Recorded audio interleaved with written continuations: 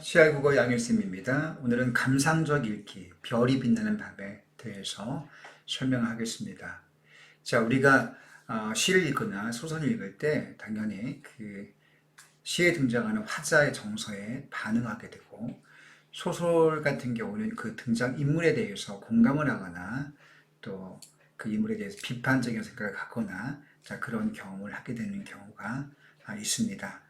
자, 우리가 그런 읽기를 가리켜서 감상적 읽기라고 하죠. 자, 그럼 개념을 들어가 보겠습니다. 자, 감상적 읽기의 개념은 무엇이고 그것이 왜 필요한가 살펴볼게요. 독자가 글을 읽을 때 인지적 능력만이 아니라 정의적 능력도 발휘하게 된다. 자, 우리가 글을 읽을 때 인지 능력, 그리고 정의 능력. 자, 인지란 말은 지적인 능력이죠. 어떤 지식을 파악하고 어떤 흐름을 이해하는 객관적인 능력입니다. 이건 너무나 쉬운 개념이게 되겠네요. 자, 그런데 정의적 능력은 좀 생소한 말이냐, 별표님이. 자, 별표하시고, 정의적 능력은, 이때 정의는 justice란 말이 아니고요. 감정, 공감. 자, 공감 능력이라고 쉽게 생각하면 되겠습니다. 어떤 등장인물의 생각이나 행동에 대해서 감정을 느끼고 그것을 이해하는 능력, 이게 바로 정의적 능력입니다. 자, 예컨대 등장인물의 성격이나 줄거리, 주제 등을 파악할 때는 지적인 능력, 인지적에서 뒤에 지적 능력을 주의해서 보세요. 자, 지적, 즉 인지적 능력이 발휘되지만 특정 인물과 자신을 동일시해서 그의 처지에 공감하거나 아름다운 문장 표현에 감탄하거나 공감 내지는 감탄, 그를 통해 얻은 깨달음을 내면화하는 것은 정의적 능력에 해당한다. 이렇게 정의적 능력의 특성을, 개념을 설명해 주고 있습니다. 자, 이와 같이 정의적 능력, 즉 공감 능력을 바탕으로 공감하거나 감동적인 부분을 찾아 내용을 감상하는 것을 감상적 읽기라고 한다. 자, 개념을 정의해주고 있네요. 자, 공감하는 능력이라고 쉽게 이해해두면, 독자들은 글을 읽으면서 박수를 치며 공감하고 배를 잡고 복소를 터뜨리며 눈물을 흘리면서 가슴 아파하기도 한다. 이를 통해 가슴 속에 쌓여있던 심리적 응어리가 정화되는 경험을 한다. 자, 감상적 읽기를 했을 때 어떤 효과가 있는지를 설명하고 있네요. 자, 감정, 쌓여있던 심리가 정화된다. 그러면 정화라고 하는 말은 깨끗해진다, 해소된다. 가슴의 아픔이라든가 상처 같은 것들이 해소된다, 깨끗하게 정리된다. 자, 감정의 정화라고 하죠. 다른 말로 해소라고 할 수 있겠습니다. 자, 또한 독자들은 감상적 독서를 통해 지식이나 생각, 가치나 규범, 깨달음 등을 자신의 것으로 자연스럽게 내면화. 자, 내면화. 정화, 내면화는요, 이거는 감상적 읽기의 효과가 되겠습니다.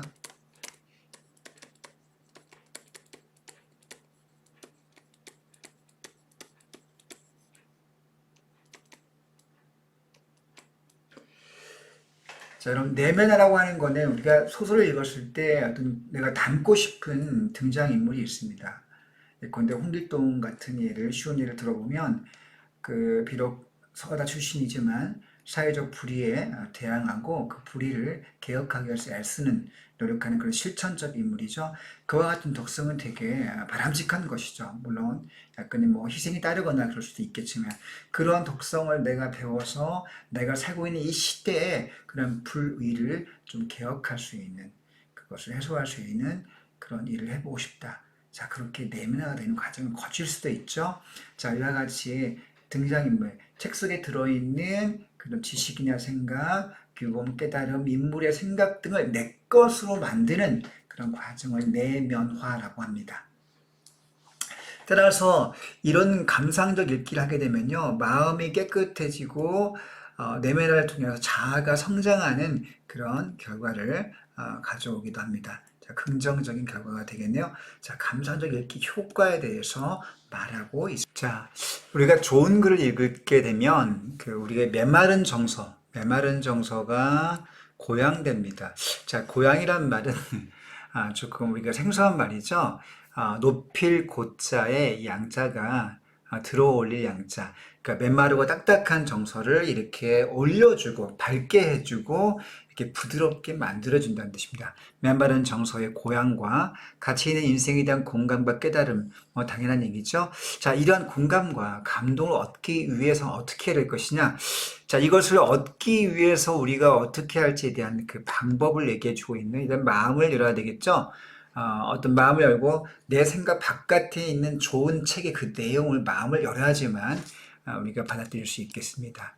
자, 그리고 내 세계 바깥에 있는 그 책이라는 책 속에 있는 세계에 동참하는 자세가 필요하겠죠. 마음을 열어라, 동참의 자세를 가져라, 이런 얘기입니다.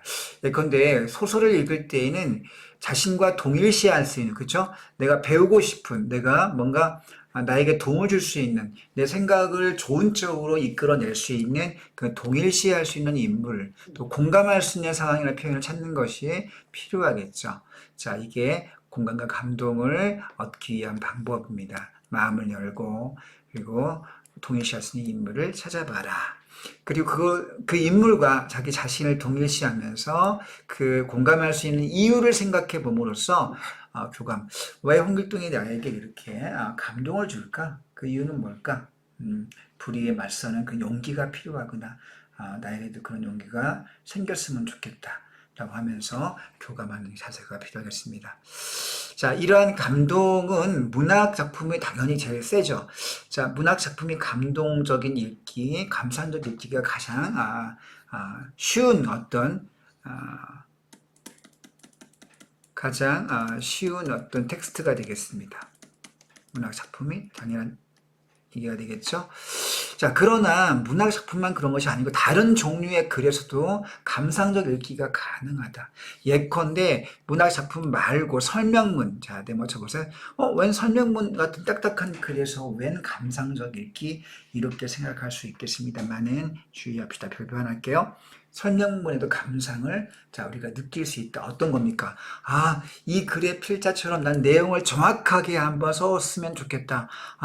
이 글의 필자처럼 어떤 걸 설명하기 위해서 수많은 자료와 근거를 가지고 와서 풍부하게 글을 전개하는 어떤 그런 능력을 갖고 싶다. 그런 글의 정확성이나 풍부함에 대해서 감동을 받기도 하죠. 그리고 논설문을 읽을 때에도 논설문 같은 딱딱한 글에도 감동이 있다. 감상적 읽기가 가능하다. 어떤 점에서 그럴까요? 바로 논설문이 갖고 있는 논리성, 논리적인 전개, 명쾌한 주장, 그리고 명쾌한 반박 같은 것에 감동을 받을 수 있습니다. 그럼 우리가 어떤 시사 프로 같은 데에서 패널로 나온 어떤 그 게스트가 어떤 논지에 대해서 주장을 펼칠 때 아주 명쾌한 논리, 그리고 근거, 그다음에 상대방의 주장을 아주 논리적으로 반박하는 모습을 봤을 때 그게 문학 작품은 아니지만 우리 굉장한 감동과 어떤 배우고 싶은 어떤 그런 공감을 얻게 되죠. 따라서 그런 경우에 논설문의 경우에도 감상적 읽기가 가능하다라는 거.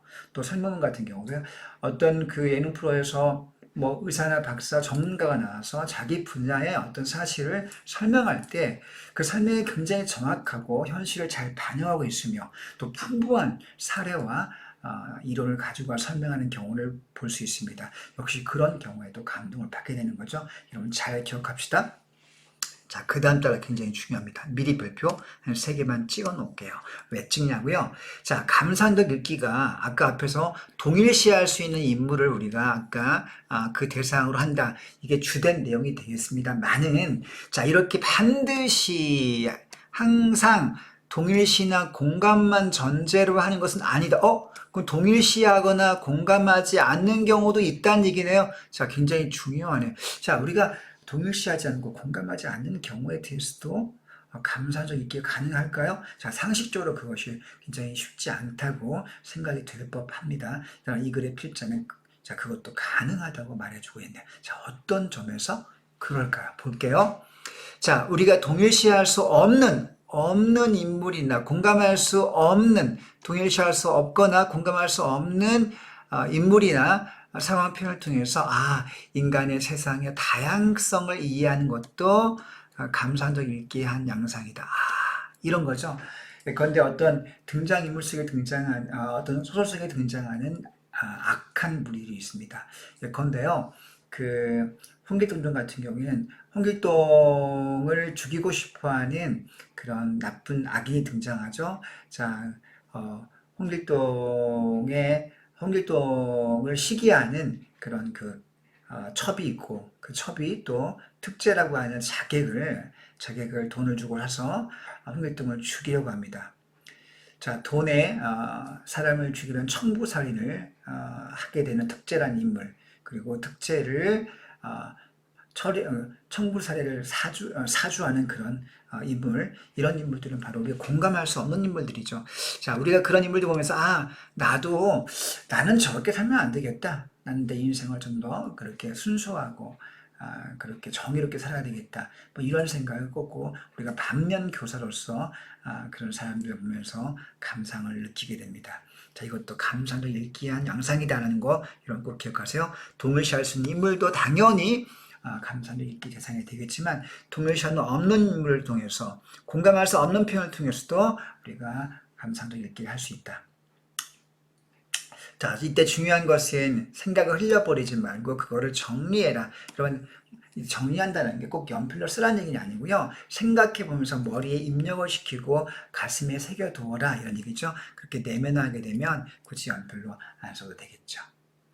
자, 내면화를 한 번 더 부연 설명하겠습니다. 내면화라고 하는 거는 책에서 얻은 즐거움, 깨달음 같은 것들을 자신의 것으로 수용한다. 너무 쉬운 말이죠. 넘어가겠습니다. 자, 그리고 내면화 여러 감상을 비교하고 평가. 자, 내면화라고 하는 거는 무조건 다 수용하는 게 아니죠. 우리가 어떤 책을 읽고 그걸 다 수용합니까? 그렇지 않죠. 그 등장인물이나 혹은 필자의 생각이나 의견을 비교합니다. 이 생각이 내가 갖고 있던 전의 생각에 비해서 옳은 생각인가? 혹은 다른 생각들과 내가 다른 책에 읽었던 생각들과 비교해서 이 책은 B라는 전문가, B라는 어떤 소설 속의 인물의 생각에 비해서 과연 정당한가 옳은가라고 하는 비교와 평가를 거치게 되는 거죠. 비교 평가하고 자신에게 적합한 것을 선택합니다. 어떤 책의 어떤 주장이나 이야기가 다 좋다고 해서 다 내가 수용할 수 있는 건 아니죠. 나에게 맞는 여건과 내 개성에 맞는 생각과 내 연령대에 맞는 것들, 내 환경과 특성에 맞는 것들을 골라서 선택하는 과정을 거칩니다. 자, 내면화는 아무렇게나 이루어지는 것이 아니라 비교와 평가를 통해 선택하는 과정을 통해 이루어진다. 자, 그렇게 이해하면 되겠네요. 자, 과정을 설명하고 있습니다. 자, 그리고 각자의 감상, 다른 친구들의 감상을 비교해 보는 것도 관점이 또 필요하다라는 얘기를 하고 있습니다. 왜냐하면 자, 그 가치를 부여하는 과정이 달라질 수 있기 때문이죠. 독자끼리 감상을 서로 소통하고 비교함을 통해서 감상이 넓어지고요. 자, 그런 비교 과정을 통해서 자신의 감상적 읽기를 더욱더 깊게 다듬을 수 있다. 너무나 뻔한 얘기 아닙니까? 이렇게 해서 더욱더 깊게 나 혼자 같이 말고 우리 그래서 책 읽기 한 다음에 토론을 하거나 토의하거나 생각을 나누거나 교환하는 과정을 통해서 이게 바로 감상을 비교하고 그런 얘기를 통해서 내 생각을 수정하거나 상대방의 이야기를 수정해 주거나 서로가 더 깊어지는 감상적 읽기가 가능하게 되는 거죠. 꼭 토의 토론을 거치거나 비교하는 과정을 거치기를. 자, 본문을 설명해 보겠습니다. 별이 빛나는 밤에 자, 이 글은요 갈래 무엇인지 확인해 보세요. 수필입니다. 수필. 넓게 말하면 수필이고 좁게 말하면 수필 중에서도 시 두 개를 가지고 와서 김광섭의 전어계와 윤동주의 시를 갖고 와서 그걸 평론하고 있죠. 그래서 평론 혹은 비평, 감상문이라고 할 수도 있겠습니다. 자, 이런 갈래의 기본적인 소속을 확인해 둬야 되겠고요. 따라서 그 시를 갖고 와서 분석하는 과정, 또 자기의 개인적 감상과 감동을 표현하겠죠. 자, 그 두 편의 시에 대한 분석을 비평으로 쓴 글이 되겠습니다. 자, 그리고 그 두 시 속에서 공통적으로 인연의 소중함에 대해서 말하고 있습니다. 그죠? 먼저 시를 소개하고 그 다음에 자기의 감동을 깨달음을 뒤에 덧붙이고 있습니다. 그래서 그런 구성이 어떤 체험과 깨달음 이런 식의 구조를 갖고 있는 일반적인 수필의 구성을 갖고 있다는 점도 기억해 둬야 되겠고요. 당연히 시를 분석하기 때문에 시어나 시 구절의 의미 혹은 기능, 또 시상전개 방식 같은 것들을 날카롭게 분석하는 안목을 보여주고 있네요. 자, 그러면 첫 번째 시를 시작해 보겠습니다. 김광섭의 저녁이라는 유명한 시죠. 노래 가사에도 많아요. 뭐 저렇게 많은 별들 중에 별 하나가 나를 내려다본다, 뭐 이런 식의 아주 옛날 노래가 있었습니다. 자, 짧은 시기 때 빨리 설명해 볼게요. 저렇게 많은 중에서 별 하나가 나를 내려다본다. 이런 그 밤하늘의 별을 보면 정말 인간이 셀 수 없는 수천억 개의 은하와 수천억 개의 별들이 있다고 하죠. 그렇게 수많은 별들 중에서 내가 눈을 마주친 그 한 개의 별, 반짝이는 한 개의 별, 그 하나가 또 나 한 사람을 내려다 봅니다. 자, 별과 나의 만남인데요. 자, 이 만남이 그 수천억 개의 별들 중에서 그 별 하나가 나를 내려다보는 것은 대단한 인연이죠. 아주 운명적인 어떤 만남입니다. 자, 별이 어떻게 나를 내려다봅니까? 내려다본다고 하는 건 의도를 가지고 시선을 주는 거기 때문에, 자, 무생물인 이 우주에 존재하는 사물일 뿐인 별이 시선과 의도를 가지고 바라본다고 하는 건 인간의 시선으로 처리됐다는 걸 의미하죠. 따라서 여기에 내려다본다에 어떤 표현법이 썼습니까? 의인법이 쓰였고요. 자, 그래서 운명적 만남을 표현하고 있습니다. 자, 별이 주어져 나를 내려다보고요. 그리고 이렇게 많은 이 지구상에 60억 명의 인구가 있는데 그렇게 많은 사람들 중에서 나 혼자가 그 수많은 별 중에 하나를 쳐다봅니다. 그러니까 60억 분의 1이 수천억 분의 1 별을 쳐다보고 있는 거죠. 이것도 역시 서로 마주보는 문장입니다. 자, 앞에 문장 이 두 줄 문장과 뒤에 문장 두 줄 문장은 굉장히 단어의 구조와 문장의 별, 단어의 형태 굉장히 유사합니다. 저렇게 이렇게 많은 사람 중에서 별 하나가 그 별 하나를 나를 내려다본다, 날 쳐다본다. 문장의 형태나 구조가 아주 유사합니다. 그것이 두 개가 짝을 이루고 있죠. 문장이 마치 대깔꼬마니 우리가 이렇게 도화지 가운데에다 물감을 펼쳐놓고 딱 이렇게 반절을 접으면 양쪽에 똑같은 무늬가 찍히는 이 대깔꼬마니가 있는데 여러분 대꾸법은요. 문장의 패턴이 이쪽 문장과 이쪽 문장의 패턴이 비슷하게 반복되는 것을 우리가 대꾸라고 합니다. 자, 이거 대꾸가 쓰였네요. 표현법이. 자, 만남이 이루어졌습니다. 자, 그러면 처음 만난 시간은 언제일까요? 아주 밤 깊은 시간은 아니고요. 해가 막 뉘엿뉘엿 넘어가고 이제 해가 떨어진 그 직후의 시간, 그러니까 저녁이 되겠습니다. 여기 시간대는 저녁이고요. 1년의 시간이. 그리고 시간이 점점 올라가서 처음 만난 다음에 밤이 깊어갑니다. 자, 시간이 이제 밤으로 깊어지네요. 우린 여기서 이 시의 흐름이 시상전개 방식이 어떻게 되고 있습니까? 시간의 흐름으로 되어 있네요. 시간의 흐름으로. 자, 우리가 그런 사실을 확인해 볼 수 있겠습니다. 적어 놓으세요. 자, 밤이 깊을수록 시간이 경과했네요. 자, 밤이 또 깊어지면 어디로 갑니까? 자, 밤이 좀 더 깊어지면 별은 사라지게 되겠죠. 왜? 해가 뜨니까. 새벽이 되고 날이 밝으면서 또 시간이 더 흘러가면 별은 사실은 밝은 빛에 의해서 우리 시야에 안 보이게 되는 것처럼, 사라지는 것처럼 보지. 마치 별은 그 자리에 있지만 밝아지면서 별이 우리 눈에 안 보이게 되는 거죠. 아무튼 사라집니다. 자, 별은 밝음 속에 사라지고 나는 어둠 속에 사라진다.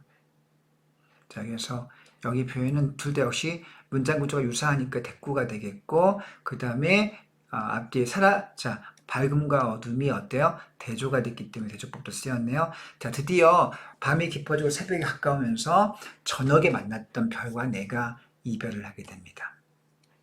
그죠? 자, 그래서 이렇게 시간의 흐름에 따라서 서술되고 있습니다. 자, 이렇게 정다운 너 하나 나 하나는 어디서 무엇이 되어 다시 만나랴. 자, 이렇게 정다운, 자, 별과 나가 정서적인 소통, 또 감정적 소통을 하고 있죠. 너 하나, 나 하나, 자, 하나하나.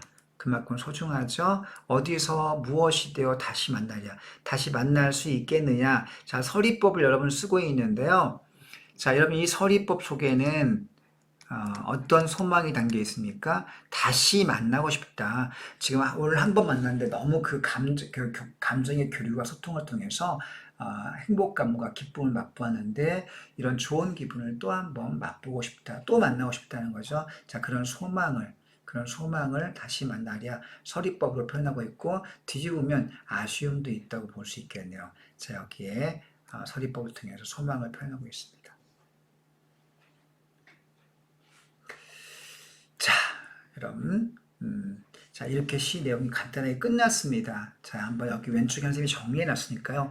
여기 정리한 내용을 한번 잘 보시고 메모를 꼭 해 놓기 바랍니다. 자, 주제는요, 별을 바라보면서 만나고 헤어지는 과정을 통해서 친밀한 인간관계, 친밀한 관계 맺음에 대한 소망을 하고 있습니다. 그죠? 화자의 정서 태도가 되겠네요. 친밀한 관계에 대한 소망. 자, 시간의 흐름이 어떻게 됩니까? 시간의 흐름이 저녁에서 어디로? 밤을 거쳐서 어디로? 새벽으로 진행이 되는 시간의 흐름. 자, 이런 시상전개 방식을 취하고 있네요. 자, 대구법이 두 군데 쓰였습니다. 여기에 하나 쓰였고요. 이 부분에, 그리고 이 부분에 또 대구법이 또 하나 쓰였습니다. 자, 배경사상. 자, 만나고 헤어지고 다시 또 만나고 싶어 하죠. 자, 이렇게 어떤 존재를 달리하면서 우리가 만날 수 있습니다. 우리가 이걸 가리켜서 불교에서 우리가 윤회, 불교의 윤회 사상이라고 하죠. 자, 그 다음에 시의 특징으로 또 관조적 특징을 지니고 있는데요. 여러분, 관조란 말 좀 어렵습니다. 여러분, 관조라는 말은 대상을 멀찍이에서 멀찍이에서 바라보며 그 대상의 의미를 곰곰이 생각해 봅니다. 대상의 의미를, 자, 지금 별을 바라보면서 관계 맺음에 대한 소망, 또 그 인연의 소중함에 대해서, 또 이별의 아쉬움에 대해서 이런 것들을 곰곰이 생각하게 되는 거죠. 이렇게 대상을 바라보며 곰곰이 그 의미를 생각해 보는 것을 관조적이라고 합니다. 자, 그 다음에 상징적인 수법, 별이 어떤 소중한 인연, 그죠? 그런 관계를 상징하죠. 자, 이런 상징적 수법이 쓰였습니다. 들어본 듯한 시인데, 이 시의 제목이 우리 여기는 지금 저녁에라고 써 있으니까 알고 있지만, 사실 이 노래의 제목은 어디서 무엇이 되어 다시 만나리. 자, 이 제목으로 많이 알려져 있습니다. 이렇게 알고 있는 경우가 대부분인데, 왜냐하면 마지막 연의 이 내용이 여기 써 있기 때문이고요. 이 마지막 연의 이 시의 종결부의 내용을 가지고, 자, 어떤 그 김환규 화백이라는 분이 이 작품의 제목을 이 시에서 가지고 와서 이 작품의 제목을 만들어 쓴 겁니다. 그래서 이 김환규 화백이 되게 유명한 분이기 때문에 이 시의 제목이 원래는 저녁에인데, 자, 어디서 무엇이라는 제목으로 알려지는 그런 뭐라 그럴까요?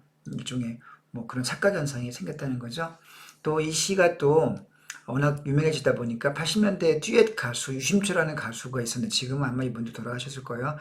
자, 그분들이 이 노래 가사를 그대로 가지고 와서 노래를 대중과를 지었을 때 꽤 히트했습니다. 꽤 히트했는데 그 노래의 제목도 역시 어디서 무엇이 되어 다시 만나랴, 이런 제목을 그대로 갖고 왔기 때문에 제목이 그렇게 알려지게 된다. 자, 그런 이야기를 소개해주고, 한 페이지 볼게요.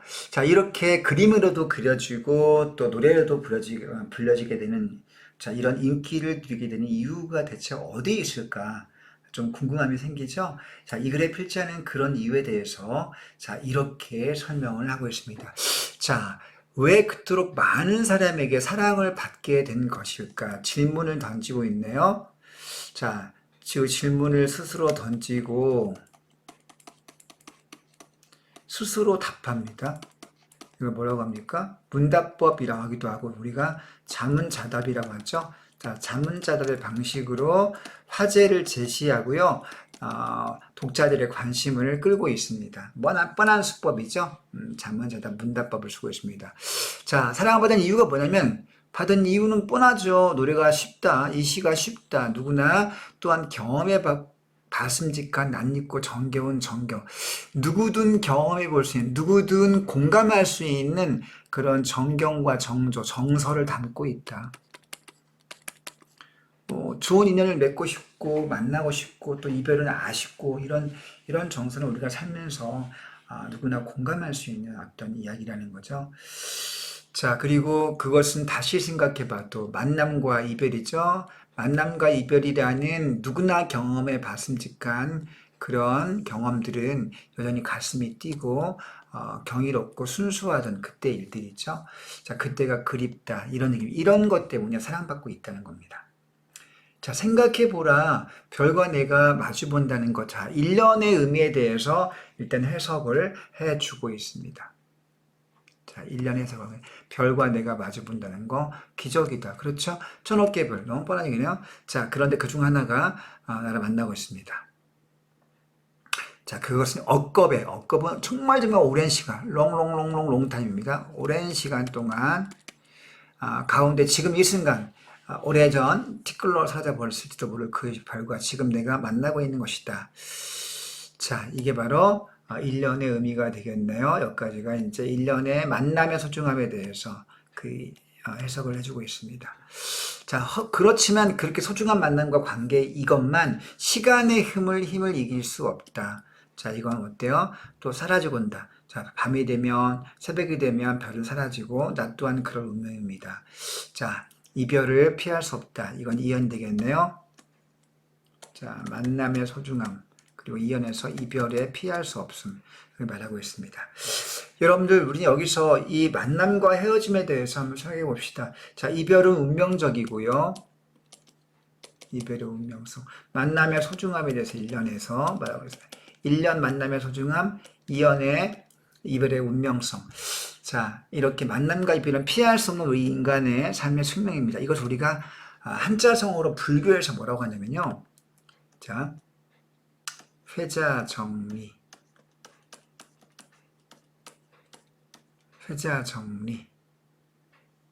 여러분, 만남.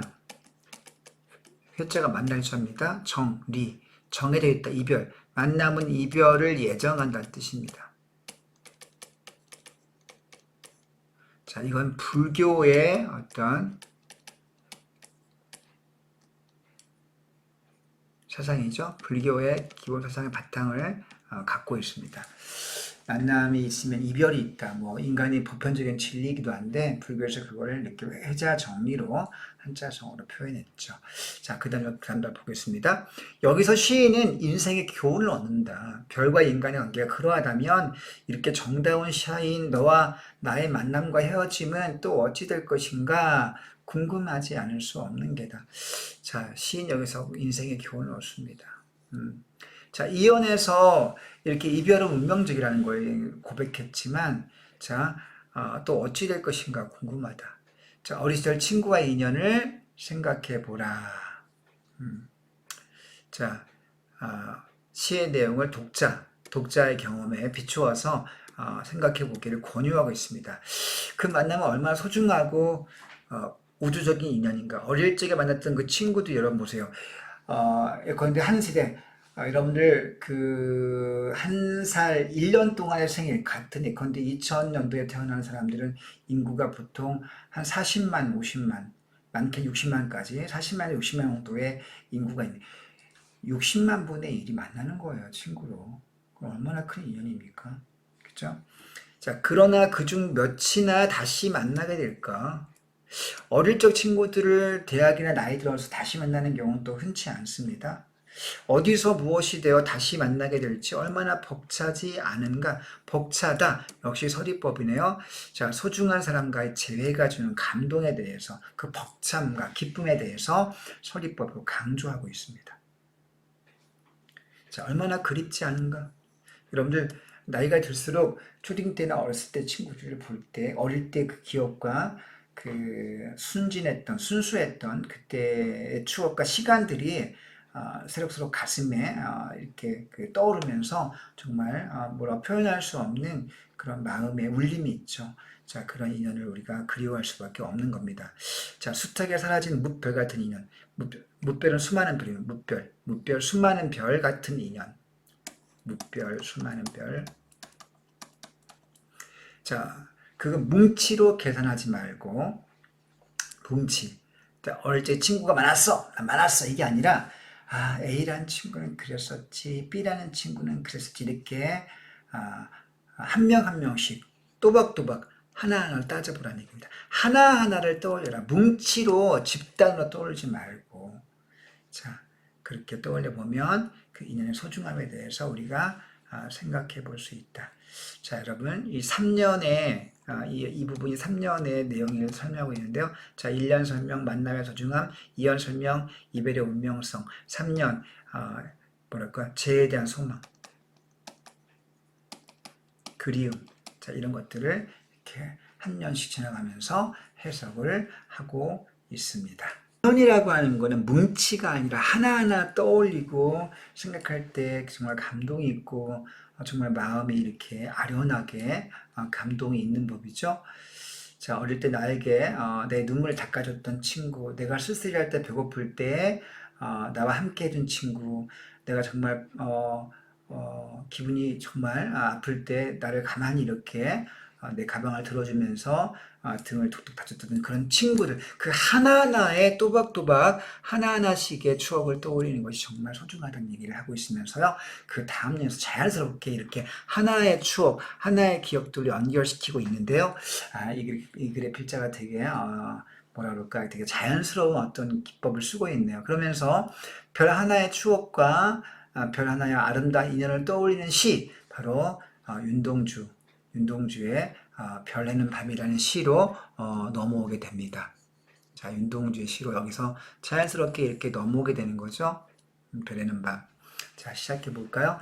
별 하나의 추억과 별 하나의 사랑과 별 하나의 쓸쓸함과 동경과 시, 이렇게 쭉 연결되고 있습니다.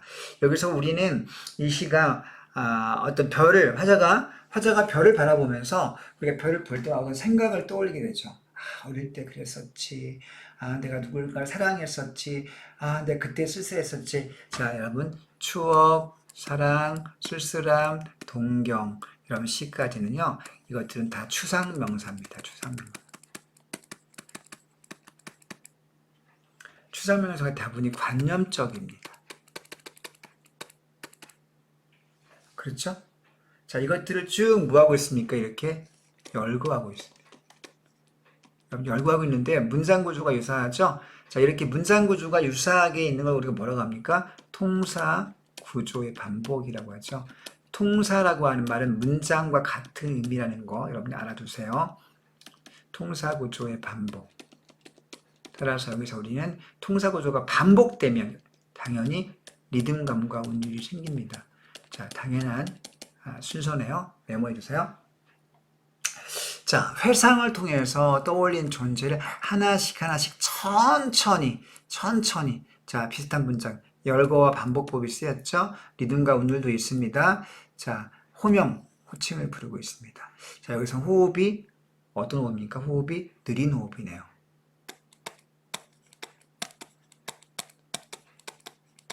느린 호흡입니다.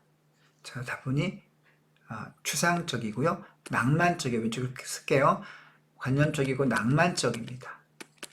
자, 그런 단어들의 특성이 여기서 드러나고 있네요. 그리고 호흡이 느리기 때문에 좀 멋있고요. 그 다음에 여유가 있죠. 좀 고상해 보이지 않습니까?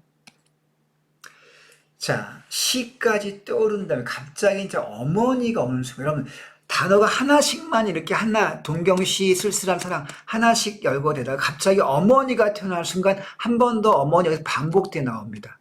왜 그랬을까요? 갑자기 어머니는 추상명사가 아니라 구체명사죠. 여기서 우리가 어머니라는 구체적인 존재, 어떤 구체적인 존재로 단어가 이렇게 추상에서 구체로 바뀌는 어떤 중간 경계 지점에 여기 어머니가 있습니다. 그러면서 어머니 때문에 어머니를 계기로 어떤 추상적이고 느린 호흡에서 어머니를 계기로 여기서 이걸 계기로 호흡이 빨라지기 시작합니다. 그래서 어조의 변화가 어머니를 기점으로 해서 생기게 되는 것이죠. 여러분 이해할 수 있죠? 자, 시상의 전환이 일어납니다. 그럼 시상이라고 하는 시의 분위기, 정서나 분위기가 거꾸로 바뀐다는 거죠. 전환되는 계기가 바로 어머니라는 시어가 되겠습니다. 자, 그 다음 볼게요. 자, 그 다음 면 보니까 어떻겠습니까? 여기 그 다음 면에서요. 자, 이게 지금 이 시, 별내는 밤의 시의 첫 부분이 아니고 사연 부분입니다. 그리고 그 다음 년은 이제 오연 부분인데, 오연 부분은 갑자기 산문적 호흡으로, 여기 운문적 호흡에서, 여기서 운문적인 호흡에서요, 느린 호흡에서 리듬이 있는, 갑자기 문장이 길어지는, 자, 운문적 호흡에서 여기 산문적 호흡으로, 적어보세요. 산문적 호흡으로 바뀝니다. 문장이 길어진다는 거죠. 자, 어머님, 자, 산문시 형태로 바뀌었다. 이렇게 나와 있네요. 나는 별 하나의 아름다운 말 한마디씩을 불러봅니다. 자, 이제 호흡이 빨라지기 시작합니다. 자, 산문적 호흡, 그 빠른 호흡으로 바뀌는 거죠. 느린 호흡에서.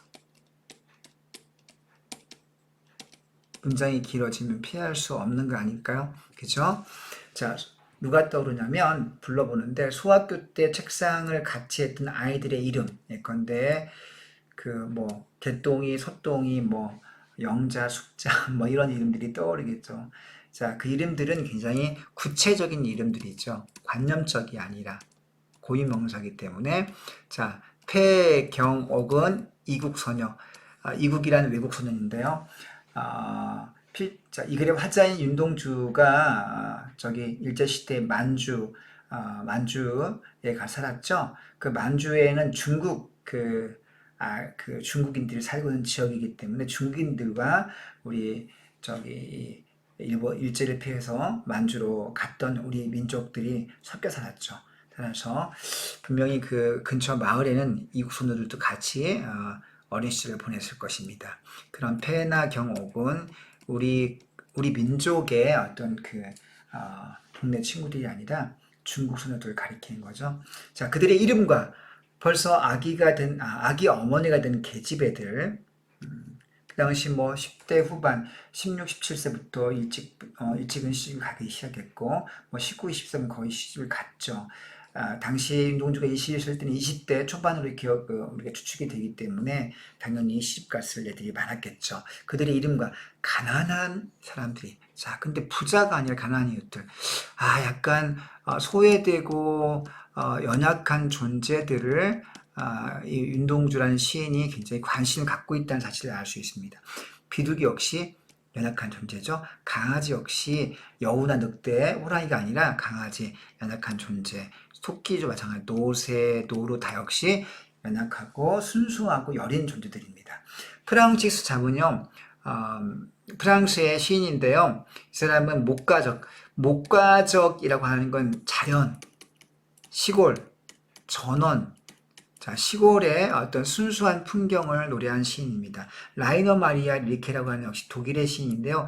이 릴케라는 시인은 인간의 외로움과 고독을 노래한 시인입니다.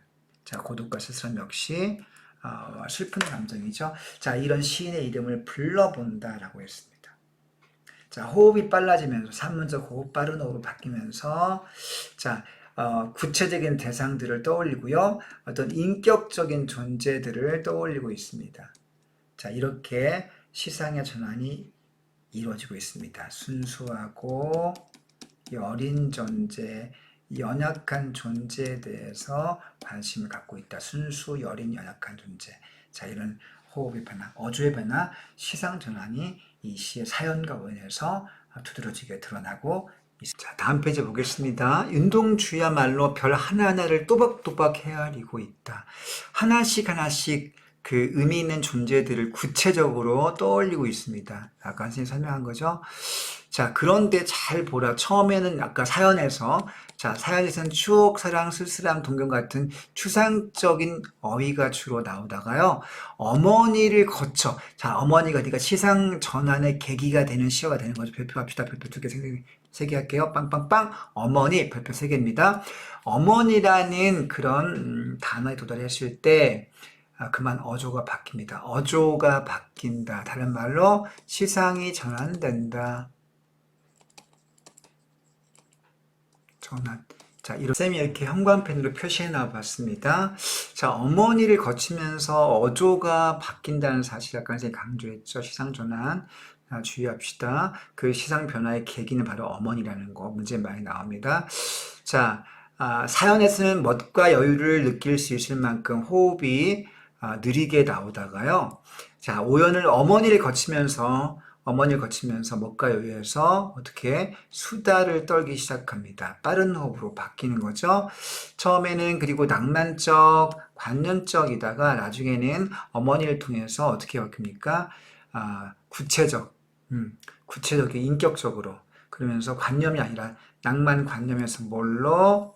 자, 구체로 옮깁니다. 인격적으로 관념에서 육체로 바뀌는 거죠.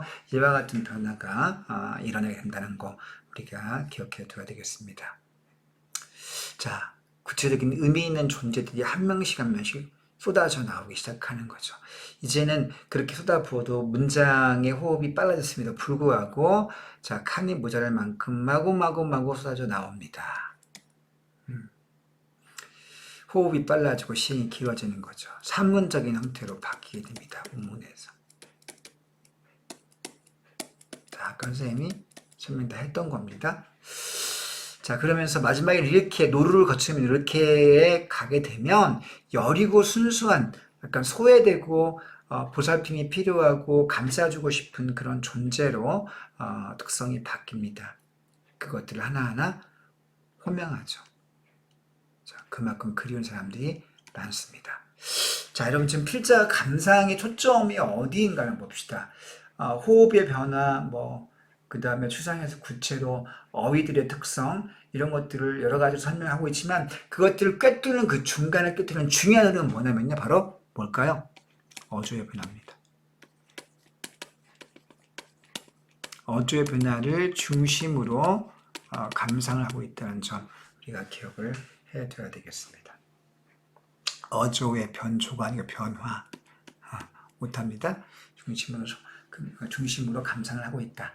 자, 메모해두시죠. 마지막 단락은 이 시의 6년에 대한 설명인데요. 원래 이 시는 10년까지 있습니다만 이 글의 필자가 앞에 나왔던 김광석의 저녁이라는 시의 소재인 별과 연관해서 자, 그 부분만을 가지고 연결시켜 비평 감상을 하고 있기 때문에 윤동주의 별에는 밤이라는 시의 전문을 가져오지 않고 중간에 있는 4, 5, 6년만 지금 감상으로 지금 제시가 되어 있습니다. 그래서 시의 끝부분이 아니고요.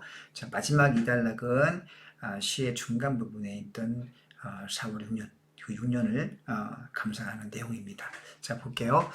자, 아까 라이너 마리아 릴케까지 쭉 이름을 쭉 호명해보는 그런 데까지 나왔었죠.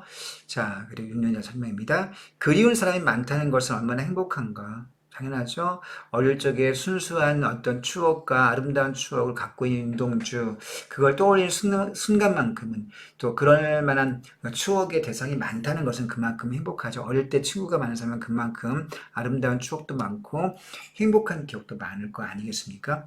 자, 하지만 만날 수가 없습니다. 왜냐하면 윤동주는 자, 만주의 그 용종천이라는 그것을 떠나서 일단 한양 당시 일제시대 경성 지금의 한양 당시 지금 서울에 있는 연희전문학교 현재는 연세대학교죠. 연세대학교로 대학을 들어오게 됩니다. 대학을 왔다가 그리고는 그 일본에 그 후에 일본의 립교대 한자는 입교대학이라는 입교대로 그 일본에 유학을 가게 되죠. 따라서 자, 이 시가 쓰여진 별에는 밤이라는 시가 쓰여진 시대가 정확하게는 경성에 있던 연세대학교 연희전문학교 다닐 때 쓰여진 것인지 아니면 일본에 유학 가서 쓰신 건지 정확히 알 수 없지만 아무튼 어릴 적에 시골 그 고향 마을 만주에 있던 용동촌이라는 곳에서 같이 했던 어린 시절의 추억의 친구들과 지금 헤어진 상태입니다. 만날 수가 없는 거죠, 현실적으로. 자, 얼마나 고통인가. 행복하지만 고통입니다, 동시에. 그러게 윤동주는 그 잠시 행복한 추억이 끝나는 순간 고통스럽게 인정을 합니다. 자, 이네들은 정말 너무나 멀리 있습니다. 하자 인식 너무나 멀리 있죠. 별이 아스라에 멀듯이. 자, 별이 아스라에 멀듯이 이럴 때 역시 멀리 있습니다. 라고 그렇게 융련해서 그렇게 고통을 토로하고 있습니다. 자, 별은 그런 거라고. 밝게 빛나고 기쁘고, 밝게 빛나서 기쁘고, 멀리 있어. 밝게 빛나니까 기쁜데 추억 속에 그 어린 시절 친구들이, 그렇지만 그 친구를 지금 볼 수 없고 멀리 있어서 만날 수가 없으니 슬프다. 자, 어찌할꼬 그리움 덕택에 살고 그리움 때문에 못 살겠다는 것을, 자, 어린 시절의 추억 속에 그 친구들과의 행복한 추억, 그 그리움 때문에 살아가는 힘이 되기도 하지만 동시에 그들 만날 수 없으니 또한 고통을 느끼고 있다는 것을 시인은 말하고 있습니다. 자, 필자가 생각하는 시의 주제는 뭡니까?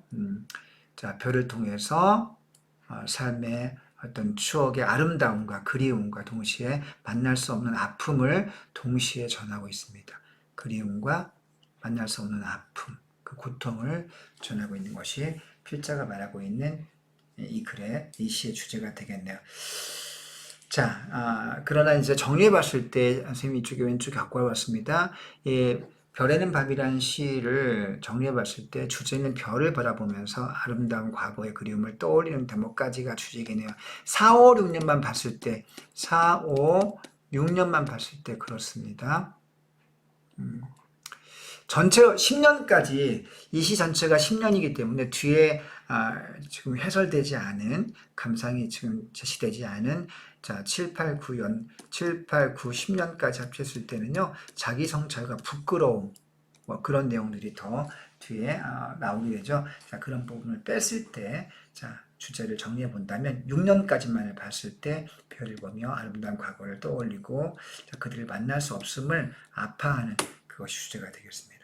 자, 어조의 변화가 있고요. 뭐에서 뭘로? 운문에서 산문으로, 운문에서 산문으로 어조의 변화가 있습니다. 또 운율의 변화가 있다고 볼 수 있죠. 어조의 변화, 운율의 변화, 운문에서 산문으로. 자, 이렇게 해설할 수 있겠습니다. 여기까지 해서 이 글, 수필, 비평문의 내용이 끝나 있는데요.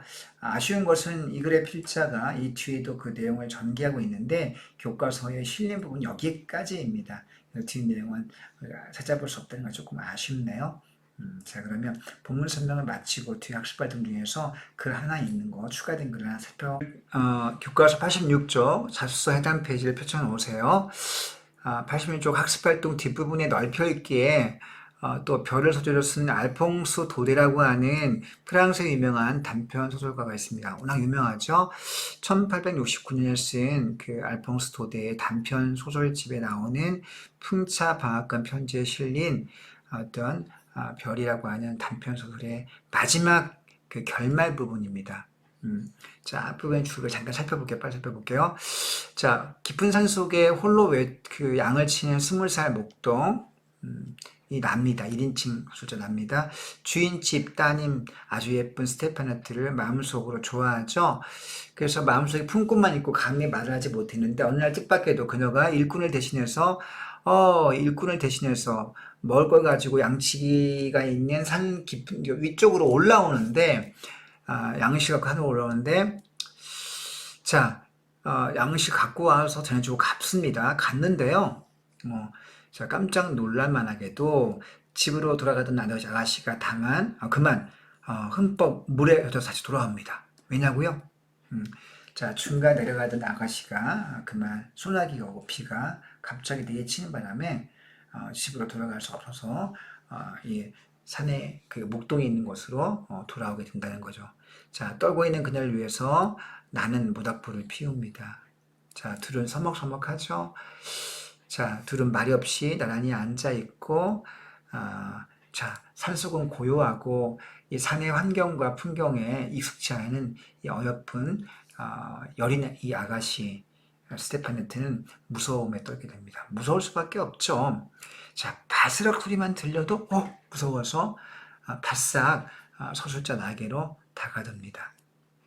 아마도 서술자 내가 그래도 굉장히 뭐랄까 부드러운 인상이거나 뭔가 마음이 푸근한 편안한 느낌을 줬던 것 같습니다. 그래서 별 부담 뭐랄까요 무섭기도 했겠지만 거부감을 주지 않았던 그 나에게 전부 바싹 다가듭니다. 바로 그 찰나에 자, 저 멀리 유성 떨어지는 별, 아름다운 별 한 줄기가 머리 위로 스쳐 지나갔고, 자, 그때 나는 그녀에게 밤하늘의 별 이야기를 들려줍니다. 자, 별들이 결혼을 한다고 하는 그런 이야기를 전해주게 되는 거죠. 자, 그 이야기를 듣고 있던 아가씨 스테파네트는 별들도 결혼해? 그럼요. 이렇게 반응하는 어떤 재미있는 장면이 나오네요. 한참 동안 이런 이야기를 주고받으며 시간이 흘러갈 즈음에 자, 목동나는 이제 들떠서 이런저런 자기가 알고 있는 재미있는 이야기들을 한껏 들려주려고 했겠죠.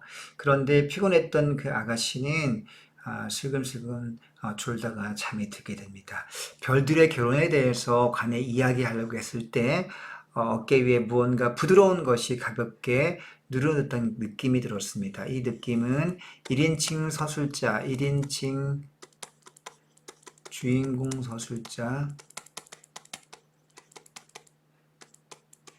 서술자의 어떤 느낌, 감정을 주로 전달해주고 있네요. 아가씨의 머리였다. 아가씨는 리본과 레이스, 꼬불꼬불한 머리를 사랑스럽게 내 어깨에 기대어 별들이 아침 햇살을 받아 사라질 때까지 잠들. 자, 이거는 지금 묘사가 되고 있네요. 자, 아름다운 장면으로 한 폭의 그림처럼 묘사가 되고 있습니다. 나는 가슴이 좀 두근거렸지만, 자, 서술자 나의 내면 고백, 내면 심리, 1인칭 주인공이기 때문에 내면 심리가 잘 드러나고 있습니다. 서술자의 특징 기억해 두세요. 자, 아름다운 생각만을 보내준 이 맑은 밤의 성스러운 속에서 잠든 아가씨 모습을 가만히 지켜보았다. 자, 아름다운 생각만을 보내준 이 맑은 밤. 자, 마음속으로 흠모하는 마음을 갖고 있던 이 목동에게, 나에게 아가씨가 밤새 함께 보냈던 이야기와 그 시간들은 정말 아름다울 수밖에, 순수한 사랑인 거죠. 자, 은큼한 생각하지 않고 정말 순수하고 아름답게 시간을 보냈습니다. 자, 이 맑은 밤의 성스러운 속에서 잠든 아가씨를 지켜보았다. 우리를 둘러싸고 있는 별들은 양떼와 같이 얌전하고, 자, 이 별들이 어때요? 서정적 분위기를 부각시켜주고 있는 서정적 분위기를. 그렇죠? 그리고 얌전하고 조용한 걸음을 재촉했다. 별들은 걸음을 재촉했다. 자, 시간이 흘러간다는 거네요. 별이 걸음을 재촉한다. 시간의 경과를 의미하죠. 밤이 깊어지네요. 그리고 걸음 재촉은 뭡니까? 화류법이네요.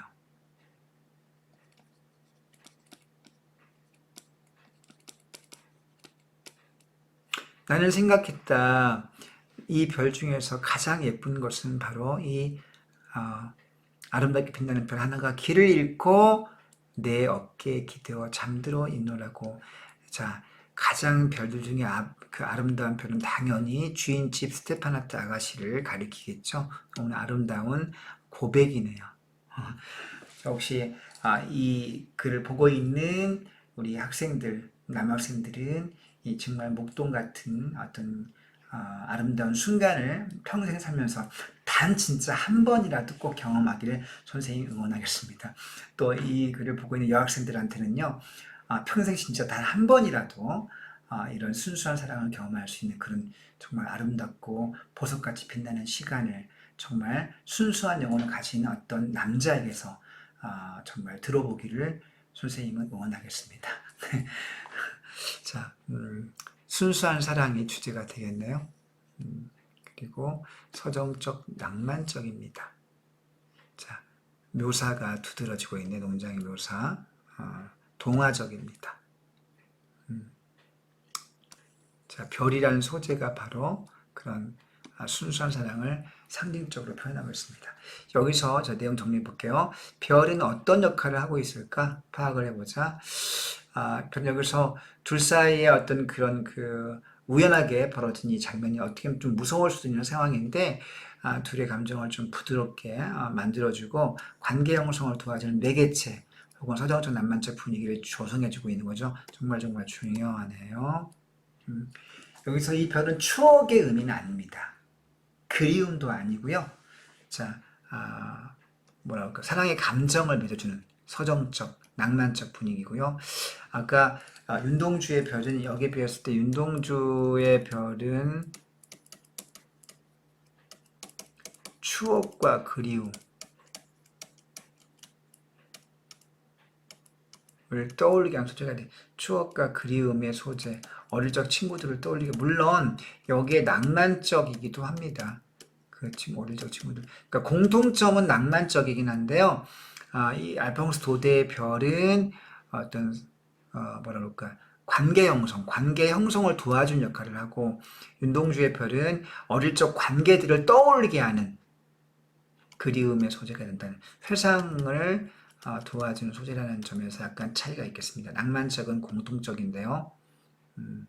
낭만적은 공통적인데 관계 형성과 추억과 회상의 그리움은 차이점이 되겠습니다. 이건 차이점. 그리고 낭만적은 공통점이 되겠습니다. 자, 이렇게 해서 정리해봤습니다. 여러분들 알퐁스 도데에 나오는 아름다운 순수한 사랑을 꼭 평생 한번 경험하길 바라고요. 선생님은 그런 경험을 했습니다. 자, 시간상 그 얘기는 생략하도록 하고, 자, 여러분 이번 시험에서 좋은 결과 있기를 바라면서 선생님 여러분을 위해서 정말 진심으로 응원하고 바라겠습니다. 자, 안녕, 수고했어요.